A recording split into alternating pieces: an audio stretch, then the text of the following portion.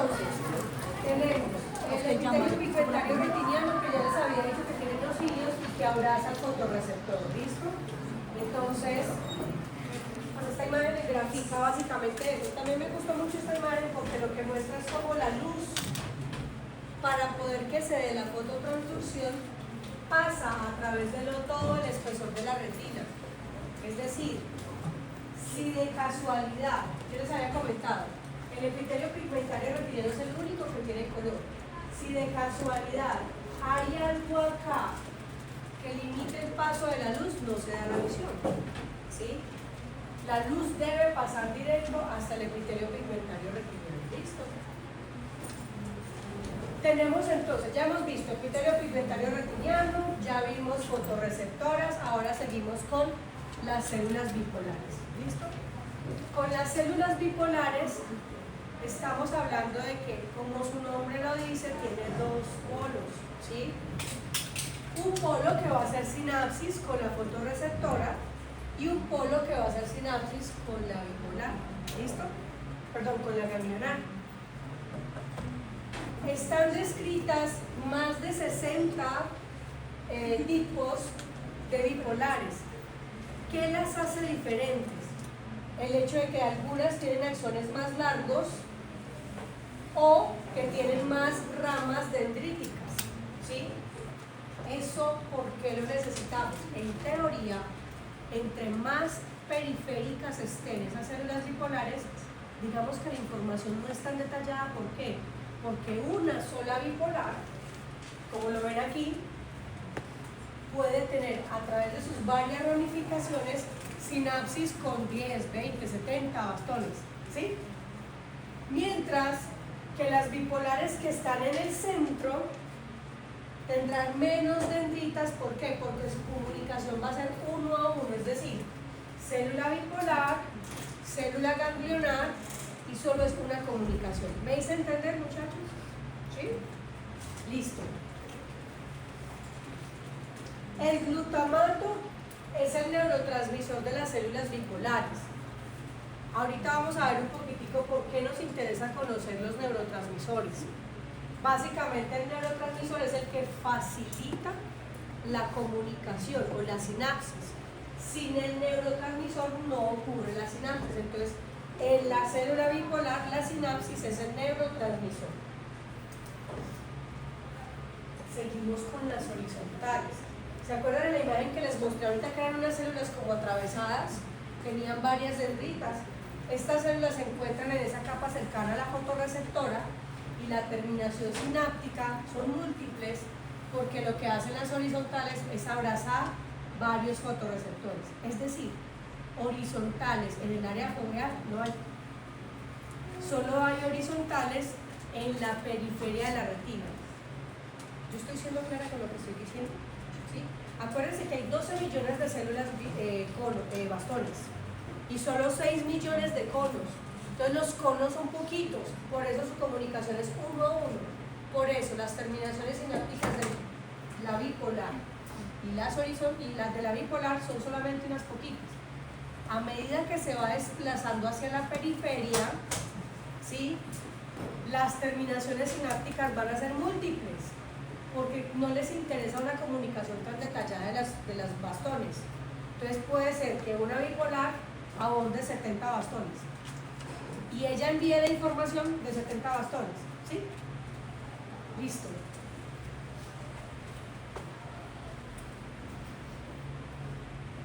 Las células hemacrinas son células de retroalimentación. Ay, bueno, se me olvidó decirles algo. Las células horizontales son claves en la percepción del contraste, ¿sí? Es decir, ahorita que veamos algo de fototransducción, vamos a entender que las horizontales son las que me permiten reconocer los altos contrastes o los bajos contrastes. Luego lo veremos un poquito más. Las amacrinas son para ajustar el brillo y también para el movimiento.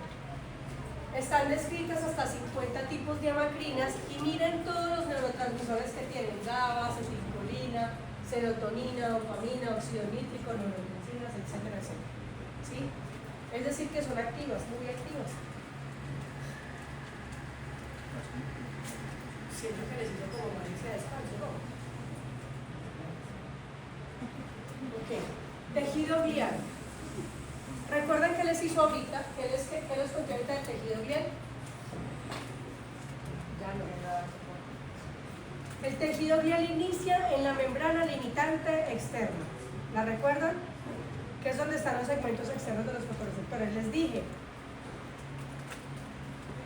si los vasos solo los tengo en esta zona y aquí está el EPR, ¿qué pasa con este resto de tejido neurosensorial? ¿Cómo se nutre?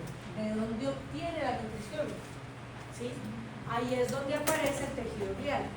Ese tejido glial, ¿dónde aparece? Desde la membrana limitante externa. ¿Por qué externa? Porque está hacia la coroides, ¿sí? Que está más o menos donde están los segmentos externos de los fotorreceptores. Y van hasta la membrana limitante interna, que es decir, la parte más superficial de la retina que entra casi en contacto con el vítreo. ¿Sí recuerdan que se los dije ahorita? Ok. Ellas son básicamente en retina solo se encuentran 3 tipos, pero a nivel del sistema nervioso hay muchas más. ¿Sí? Ellas son células claves porque, ojo, las 3 que tenemos hacen lo siguiente. Miren, las células de Müller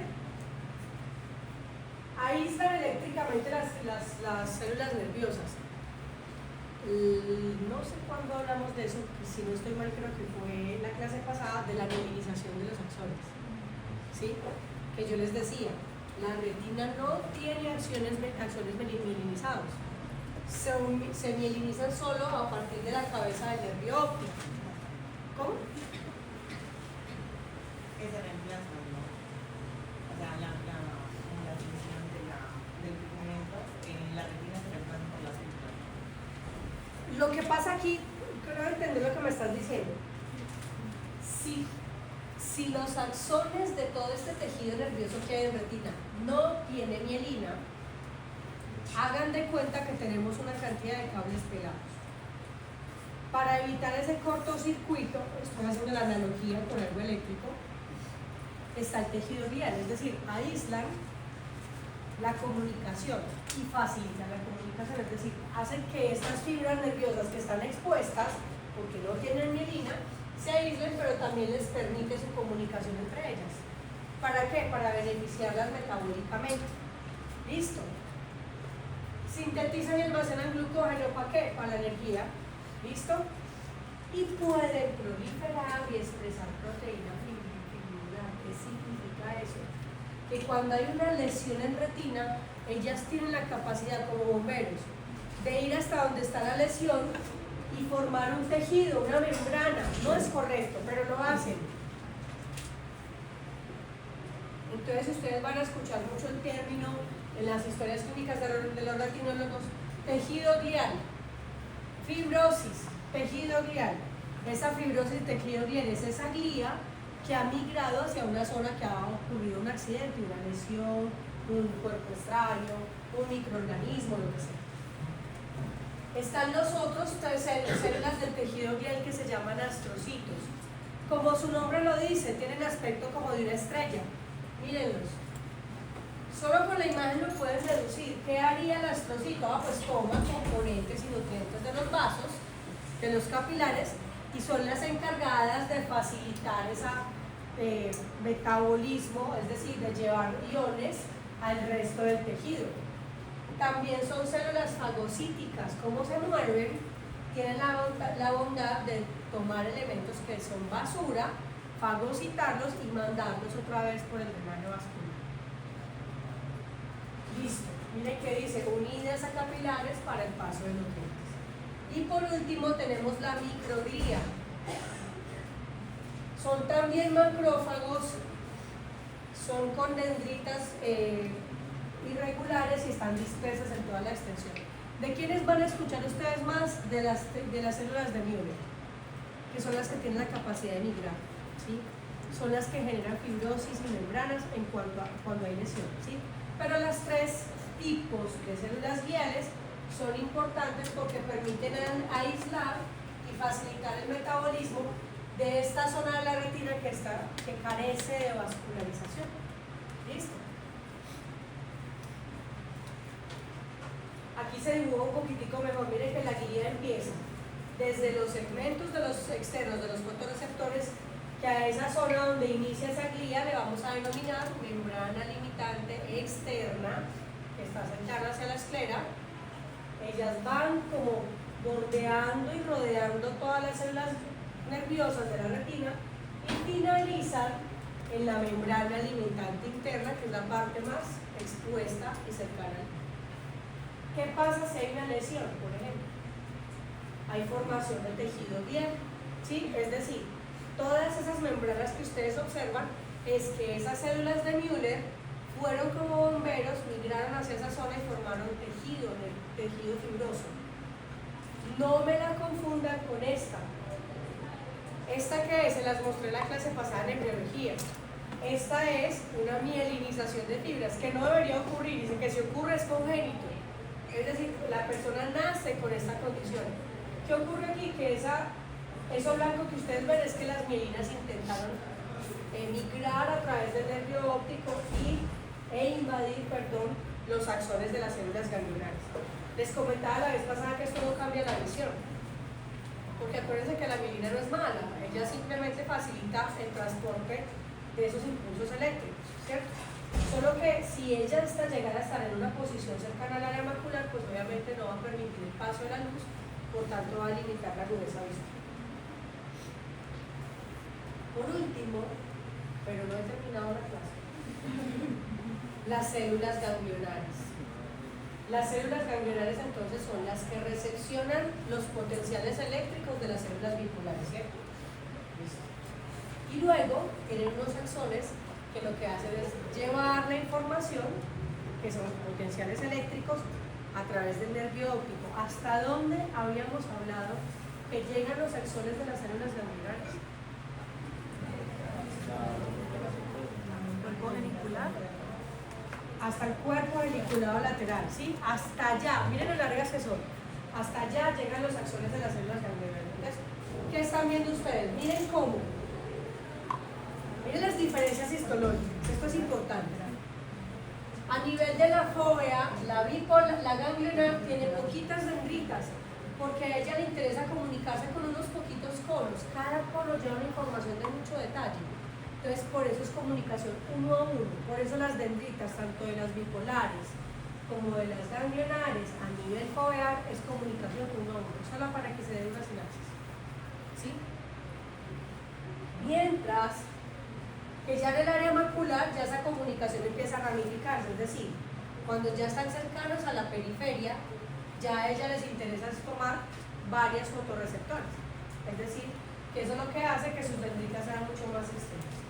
Así que en la periferia, sus brazos o sus dendritas van a ser mucho más extensos, facilitando la comunicación mucho más amplia y de más fotorreceptores. No nos interesa tanto el detalle ya en la periferia, ¿listo? Entonces por eso histológicamente también tienen diferencias en cuanto a la estructura. ¿Cómo? ¿Algo más? Ok. Ahora sí. Las ganglionares y las horizontales van a ser responsables de lo que nosotros denominamos sensibilidad al contraste. Ustedes en segundo vieron sensibilidad al contraste, ¿cierto? Y vieron cómo a través de la retina ocurre la percepción de la sensibilidad al contraste. ¿Lo recuerdan? ¿O no lo vieron?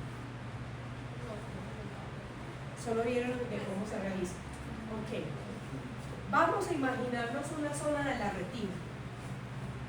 Una zona de la retina que tiene muchos bastones y conos. Entonces digamos que de toda esta retina yo voy a hacer un circulito acá. Ese circulito que está teniendo está digamos como en esta zona y está abarcando varios fotorreceptores, por tanto varias bipolares y por tanto varias ganglionares. Pónganme mucha atención, muchachos. Ok. A eso le vamos a denominar campo receptivo. ¿Sí se acuerdan de los campos receptivos?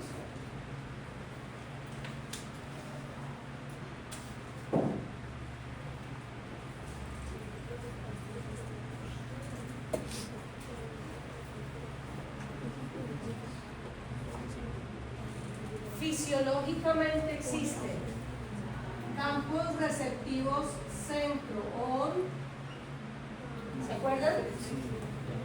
Periferia off, ¿sí? No existen campos receptivos centro-off y periferia on. Otra vez, un campo receptivo es un área de la retina. Aquí nunca quedé. Muchas gracias.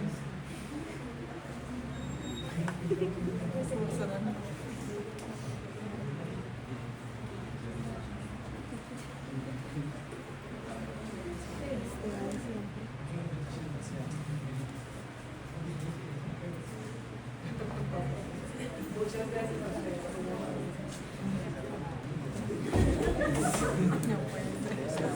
Ok.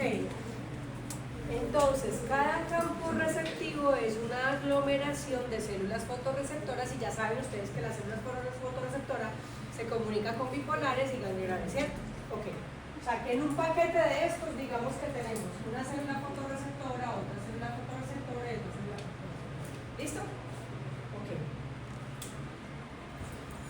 Si tengo un campo receptivo centrón, ¿qué significa eso? On es como de activo y off es como de apagado. ¿Qué debería ocurrir en este campo receptivo centro y periferia off?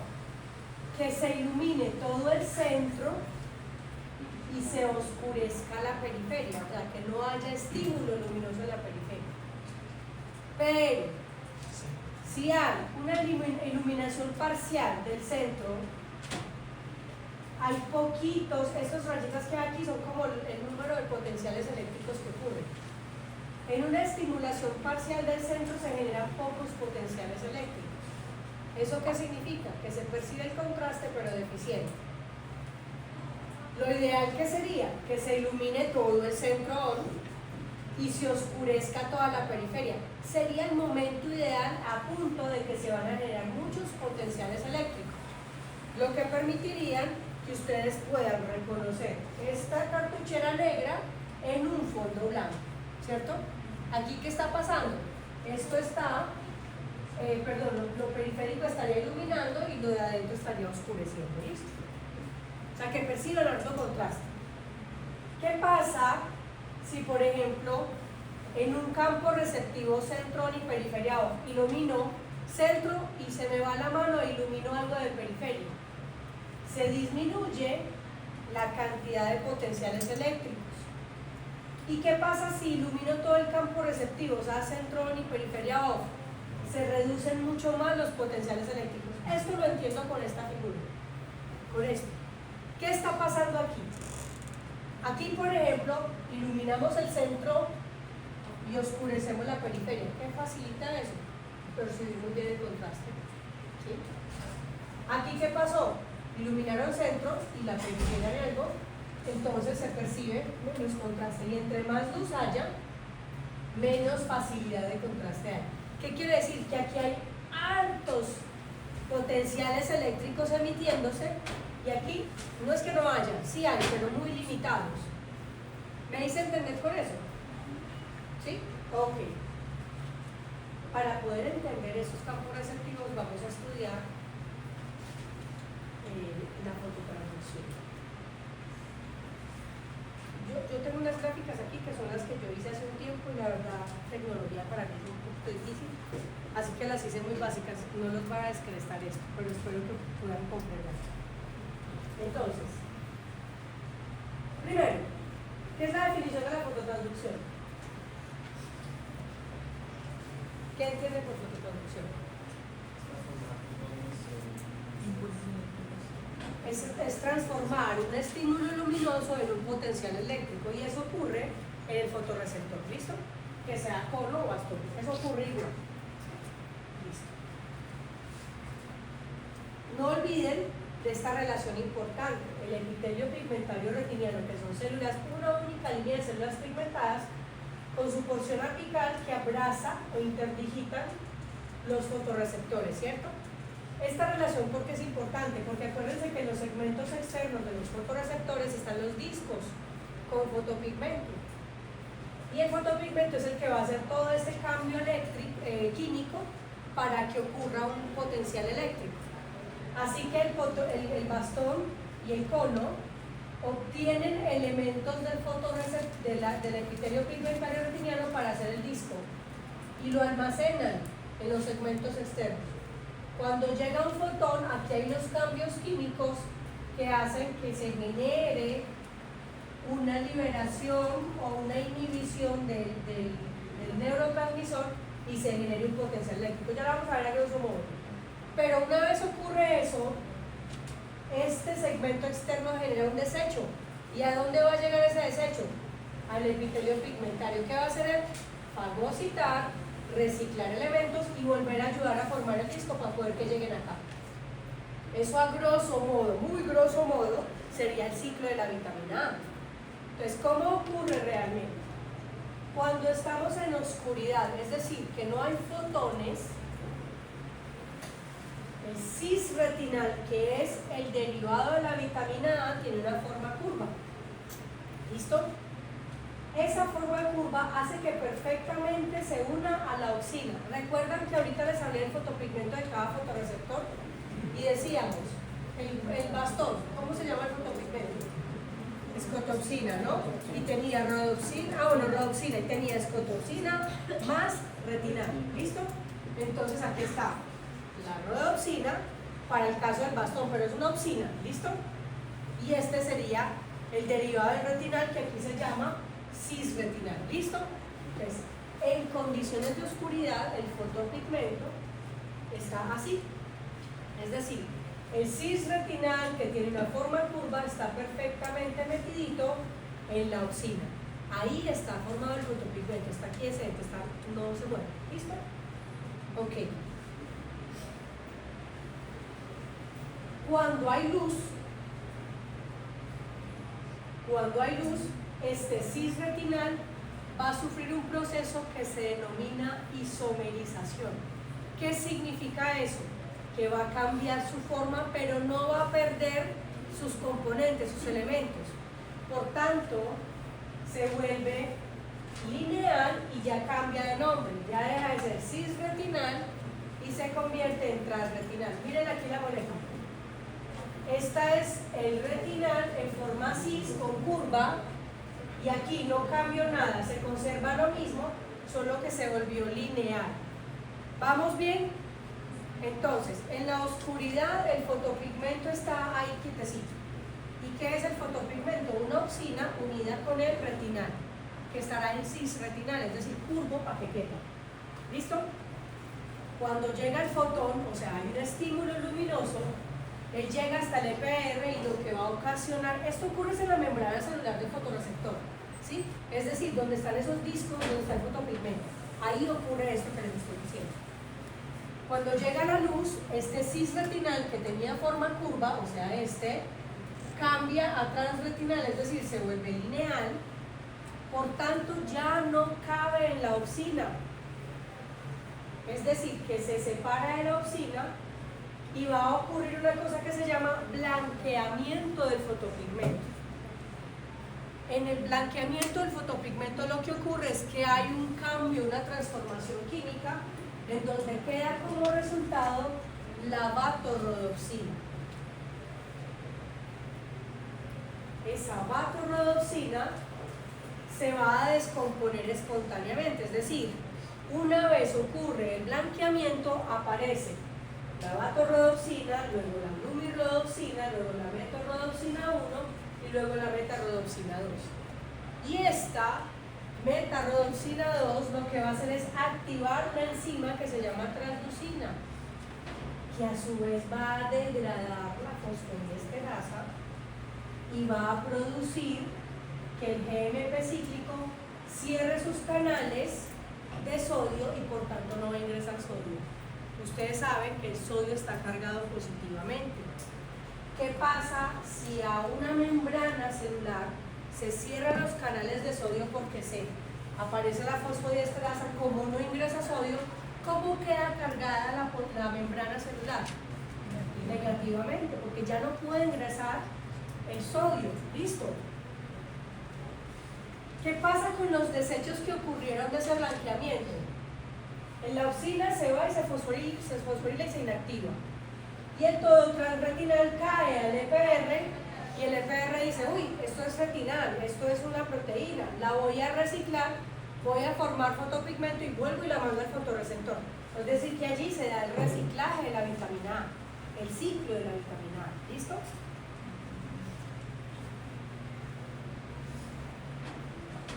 Ojo, no olviden que estoy hablando de que estos cambios químicos ocurren en la membrana celular. ¿De quién? Del fotorreceptor. ¿De qué membrana estoy hablando? De la que está posicionada en los segmentos externos de cada fotorreceptor. Sea con o bastón, ocurre lo mismo. Entonces aquí estoy dibujando en el segmento externo del fotorreceptor. Llega la luz, activa la translucina, que activa la fosfodiesterasa, que inhibe el GMP cíclico, que el GMP cíclico en condiciones normales mantiene los canales de sodio abiertos. Cuando lo inhibimos, ¿qué pasa? Se cierra el canal de sodio y por tanto queda cargada negativamente la membrana. Eso hasta ahí va bien, ¿cierto? Ok. Por tanto, cuando hay luz, o sea, en este momento ustedes están generando una activación de esa fosfotransducción. En este momento sus fotorreceptores tienen menos 70 milivoltios de carga eléctrica al interior de la membrana, ¿sí? Es decir, que denominaríamos que cuando hay luz, los podríamos poner aquí como un resumencito. Cuando hay luz, hay hiperpolarización, ¿cierto? Es decir, que alcanza menos 70 milivoltios, ¿sí? Ok. ¿Qué pasa cuando hay oscuridad? Perdón, no tuve forma de graficar la oscuridad, sino solo la oscuridad. Cuando hay oscuridad no pasa nada de esto. Se abren los canales de sodio gracias a que aparece o se activa nuevamente el GMP, ¿sí? Y como el GMP es el que permite que ingrese el sodio, al ingresar el sodio queda menos negativa la membrana, nunca llega a ser positivo, pero queda menos negativa. Por tanto, en la oscuridad ocurre lo que es la repolarización del fotorreceptor. Entonces, en la oscuridad hay repolarización. Listo, o sea, llegando a menos 40 milímetros. Mire que nunca deja de ser negativo, pero cuando hay luz está muy negativa y cuando no hay luz está poco negativa. ¿Listo? O sea que cuando, por decirlo así, estamos en oscuridad, se libera el glutamato. Ok, entonces, ¿qué hace que qué pasa en la oscuridad cuando tengo los canales de sodio abiertos? Como está cargado negativamente, pero no tanto, o sea, está repolarizado el fotorreceptor, ocurre una cosa que es la liberación del glutamato. Ahí me perdonan las terminaciones sinápticas. ¿Qué hace el glutamato? Entonces, primera conclusión, los fotorreceptores tienen como neurotransmisor en sus vesículas de las terminales sinápticas glutamato. ¿Y qué hace el glutamato? Inhibe la excitación de la bipolar, ¿sí? O sea, que en la oscuridad hay liberación de glutamato que inhibe a la bipolar. ¿Qué quiere decir? Que cuando estamos en la oscuridad, la liberación de glutamato no permite que la bipolar se excite, por tanto no hay potencial eléctrico. ¿Sí? ¿Otra vez? Cuando estamos en la oscuridad, los canales de sodio están abiertos. El sodio ingresa y la membrana está en menos 40 milímetros. Eso hace que las vesículas que se encuentran en la terminación sináptica del fotorreceptor, que en los bastones se llama esférula y en los conos se llama pedícula, esté liberando glutamato. ¿El glutamato qué hace? Mientras está ahí cercano a la bipolar está bloqueada, frenada, como usted en la casa cuando tiene una fiesta, pero sus papás están en el freno. ¿Sí? Listo. Mientras que cuando hay luz, llega la luz, ¿a dónde llega? Acuérdense que pasa todo: membrana limitante interna, ganglionares, bipolares, fotorreceptores, epitelio pigmentario. La luz, el fotón, llega al epitelio pigmentario retiniano, que genera el cambio del cis retinal, que en la oscuridad estaba así doblado para que se formara el fotopigmento. Cuando llega luz, ¿qué ocurre? Isomerización, cambia solo su forma, se vuelve lineal, se separa el fotopigmento y esa descomposición química ocasiona que se cierren los canales de sodio. Ya saben, se aparece la fototrombosina, la fosfodiesterasa, se inactiva el GMP cíclico y entonces se cierran los canales de sodio. Si se cierran los canales de sodio, entonces queda muy cargada negativamente la membrana, hiperpolarizada con menos 70 milivoltios, ¿sí? Y eso hace que se disminuya la liberación de glutamato. Es como cuando sus papás dicen: mijo, ya vengo, llegamos por a las 2 de la mañana. Se fue el glutamato. Llegó el momento de la excitación. La bipolar se excita y ahí se emite el potencial eléctrico. ¿Listo? ¿Queda claro? ¿Sí?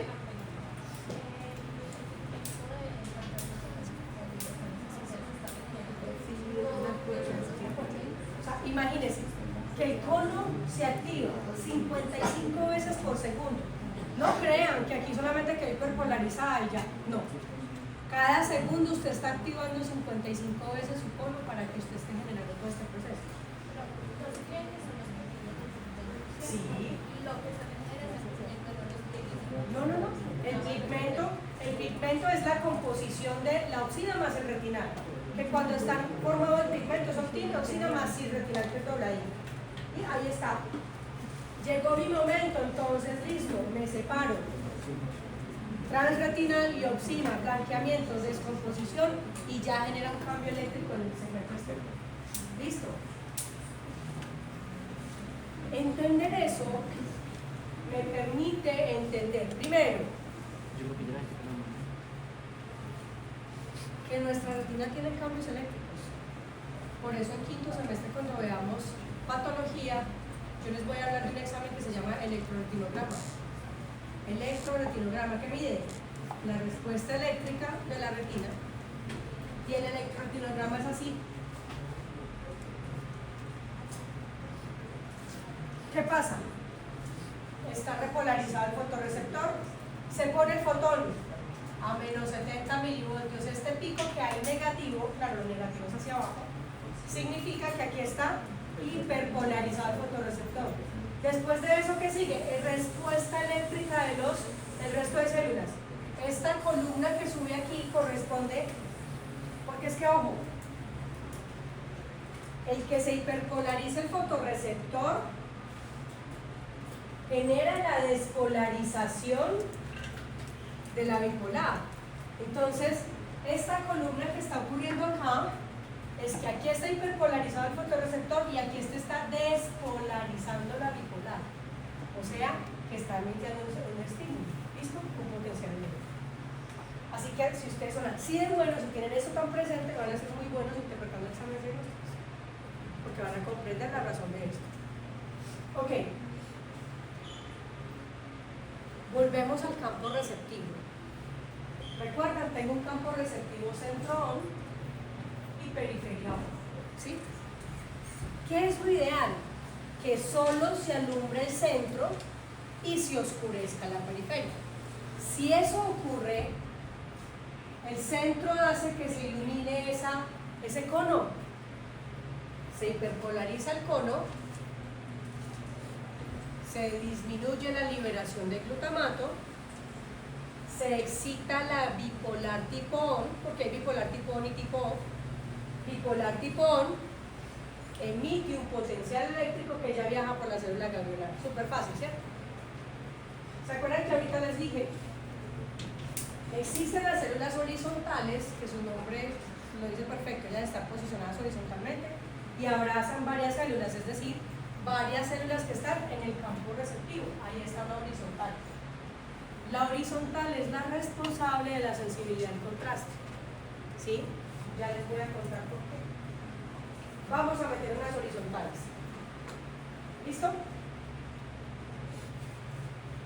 Entonces, tengo el mismo campo receptivo centrón-periferia. El ideal que se ilumine el centro, se oscurezca la periferia para que se hiperpolarice la fotorreceptora, se despolariza la bipolar y potencial eléctrico viaja. Muchos potenciales eléctricos. ¿Listo? ¿Qué pasa si ilumino todo el campo receptivo? Ojo, ¿qué pasa si ilumino todo el campo receptivo? Muchachos, ya casi voy a terminar, hay los que ya están por allá distraídos. Si ilumino todo el campo receptivo, estas tres células se hiperpolarizan, ¿cierto? Reciben luz. Lo ideal es que si se hiperpolarizan las tres, ojo, va a aparecer la acción de la horizontal.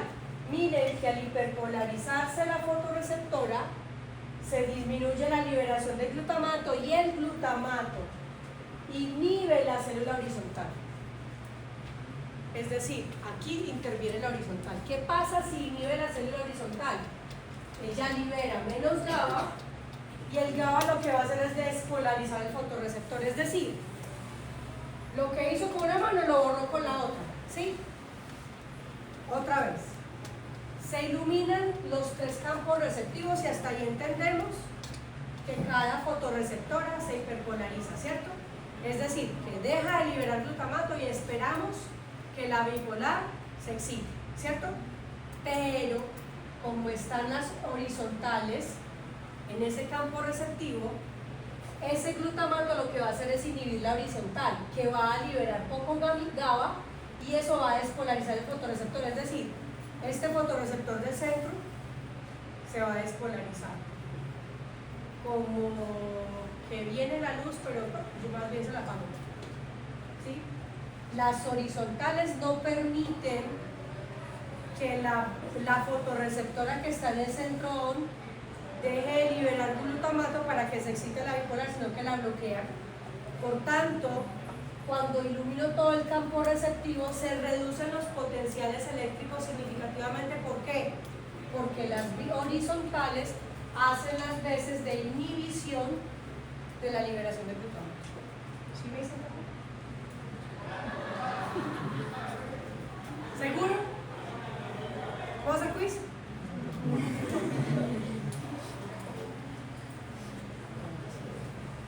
Les dejo como tarea esto. Revisen el tema, ¿sí? Sé que algunos están grabando, pues ustedes me imagino que se comparten las clases, ¿sí?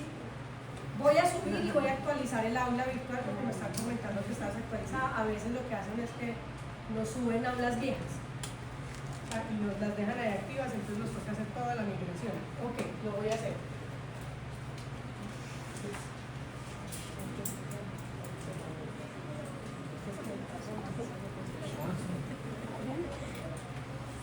Revisen el tema de fototransducción. Ahí las gráficas están y como está escrito ahí al lado con texto, puede ser que se les haga más fácil asimilarlo cuando ustedes lo vayan leyendo y lo vayan viendo en la imagen, ¿sí? Y traigan dudas la próxima semana. Y prepárense porque de pronto hasta algo empieza. Listo. Y si alguna cosa, pues aclaramos tema, pero sí necesito que revisen este tema, que no me queden ahí. Listo. Entonces dejemos por ahí.